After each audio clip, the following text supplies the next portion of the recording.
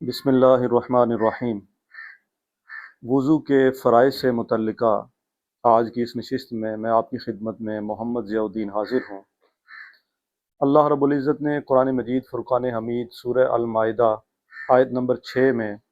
وضو کے فرائض کا ذکر کرتے ہوئے ارشاد فرمایا،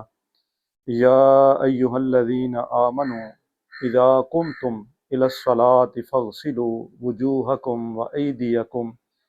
الی المرافق وامسحوا برؤوسکم وارجلکم الی الکعبین۔ اے ایمان والو،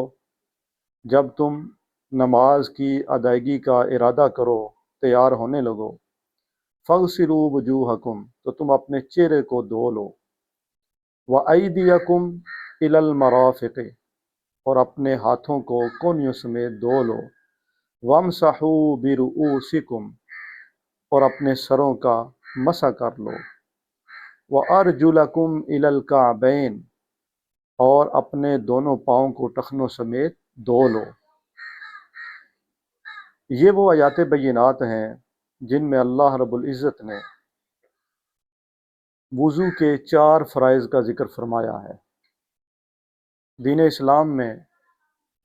بے شمار ایسی عبادات ہیں کہ جن عبادات کی ادائیگی کے لیے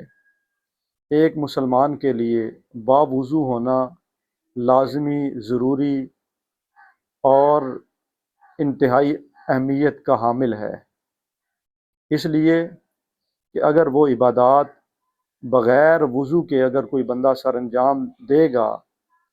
تو وہ عبادات اللہ رب العزت کے ہاں قابل قبول نہیں ہوں گی، اس لیے کہ ان عبادات کی ادائیگی کے لیے جو سب سے پہلی شرط ہے وہ ہے طہارت کا ہونا۔ مثال کے طور پر نماز کی ادائیگی، نماز کے لیے وضو لازمی اور ضروری ہے۔ قرآن مجید کی تلاوت کرنا، قرآن مجید کو چھونا، قرآن مجید کو ہاتھ لگانا، اس کے لیے بھی انسان کا باوضو ہونا ضروری ہے۔ ایسے ہی خانہ کعبہ کا طواف کرنا، دیگر کئی عبادات ایسی ہیں کہ جن کے لیے انسان کا باوضو ہونا ضروری ہے۔ تو اکثر معاشرے میں یہ دیکھا گیا ہے کہ ہمارے ہاں ایسے بھی لوگ ہیں کہ جو یہ عبادات سر انجام دینے کے لیے جب تیار ہونے لگتے ہیں تو وضو کے فرائض سے وہ بالکل لا علم ہوتے ہیں، یا تو وہ لا علم ہوتے ہیں یا پھر وضو کرتے ہوئے ان فرائض پر خصوصی توجہ نہیں دیتے، جس کی وجہ سے یہ فرائض کما حق جو ہے وہ پورے نہیں ہو سکتے، اور پھر جب یہ فرائض پورے نہیں ہوتے تو پھر انسان کا وضو ہی نہیں ہوتا۔ مثال کے طور پر جو سب سے پہلا فرض ذکر کیا گیا وہ یہ ہے چہرے کا دھونا، فاغسلوا وجوہکم، تم اپنے چہرے کو دھو لو۔ وجہ عربی زبان میں چہرے کو کہتے ہیں انسان کی پیشانی کے جو بال ہیں یہاں سے لے کر ٹھوڑی کے نیچے تک، اور چوڑائی میں ایک کان کی لو سے لے کر یہ دوسرے کان کی جو لو ہے اس کے درمیان یہ جتنا حصہ ہے انسان کے جسم کا، اس کو عربی زبان میں وجہ کہتے ہیں۔ تو جب انسان وضو کرے تو انسان کے لیے ضروری ہے کہ چہرے کا یہ جو حصہ ہے پیشانی کے بالوں سے لے کر ٹھوڑی کے نیچے تک کانوں کی دونوں لوؤں کے درمیان یہ جو حصہ ہے اس حصے کو انسان انتہائی احتیاط کے ساتھ دھوئے، بالخصوص جو مرد حضرات ہیں، کیونکہ ان کے چہرے پہ داڑھی بھی اکثر اوقات جو ہے وہ لوگ جو ہوتے ہیں وہ اس سنت پہ بھی عمل پیرا ہوتے ہیں، تو داڑھی کو جو ہے وہ دھوتے ہوئے داڑھی کے کوئی بال جو ہے وہ خشک نہ رہ جائے۔ ایسے ہی اکثر اوقات یہ بھی دیکھا گیا ہے کہ یہ جو ٹھوڑی کے نیچے والا حصہ ہوتا ہے اس کو بھی جو ہے وہ صحیح طرح سے دھویا نہیں جاتا، تو یہ بھی خشک رہنے کے زیادہ چانسز ہوتے ہیں اگر ہم انتہائی احتیاط سے کام نہیں لیں گے۔ تو اس لیے وضو کا پہلا فرض جو ہے وہ چہرے کو دھونا، پیشانی کے بالوں سے لے کر ٹھوڑی کے نیچے تک اور ایک کان کی لو سے لے کر دوسرے کان کی لو تک۔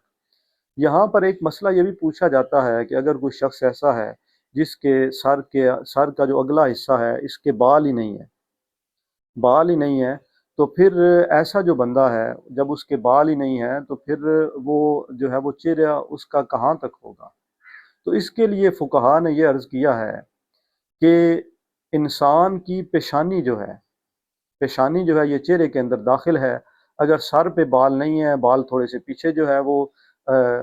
وہ سامنے والے بال نہیں ہیں، پیچھے تو بال ہیں، تو بالوں تک دھونا ضروری نہیں ہے بلکہ پیشانی کا دھونا ضروری ہے۔ ایسے ہی وضو کا جو دوسرا فرض ہے وہ یہ ہے کہ ہاتھوں کو کونیوں سمیت دھونا۔ اس میں بھی جو احتیاط والی چیزیں ہیں وہ یہ ہے کہ اگر انسان نے ہاتھ میں انگوٹھی پہنی ہوئی ہے، انگوٹھی تنگ ہے تو انگوٹھی کے نیچے والا جو حصہ ہے وہ خشک نہ رہ جائے، کونیاں جو ہیں وہ خشک نہ رہ جائیں۔ ایسے ہی جو ناخن اگر بڑے ہیں، ناخنوں کے اندر کوئی چیز ہے، کوئی پینٹ وغیرہ، میل وغیرہ یا کوئی کیمیکل وغیرہ، یا خواتین آٹا وغیرہ جب گونتی ہیں تو آٹا وغیرہ جو ہے وہ ناخنوں کا جو سامنے والا حصہ ہوتا ہے جس کو پانی کے ساتھ دھویا جا سکتا ہے، جہاں تک پانی جا سکتا ہے، اگر کوئی چیز بیچ میں جو ہے وہ ہوگی تو پانی وہاں تک نہیں پہنچے گا تو پھر یہ وضو کا فرض مکمل نہیں ہوگا۔ ایسے ہی ناخنوں کے اوپر کوئی بھی ایسا کیمیکل، نیل پالش یا کوئی بھی اس طرح کی کوئی چیز جو خواتین استعمال کرتی ہیں تو جو اوپر جلی کی صورت میں جو ہے وہ بن جاتی ہے، تو اگر ایسی کوئی چیز لگی ہوگی تو ناخن جو ہوں گے ان تک پانی نہیں پہنچے گا۔ جب ناخنوں تک پانی نہیں پہنچے گا تو پھر وضو کا یہ فرض ادا نہیں ہوگا۔ تو اس لیے اگر نیل پالش وغیرہ لگی ہوئی ہے تو پہلے اس کو ریموو کیا جائے اور اس کے بعد پھر وضو جو ہے وہ کیا جائے۔ وضو کا جو تیسرا فرض ہے وہ ہے چوتھائی سر کا مسح کرنا۔ سر کے چوتھے حصے کا مسح کرنا یہ فرض ہے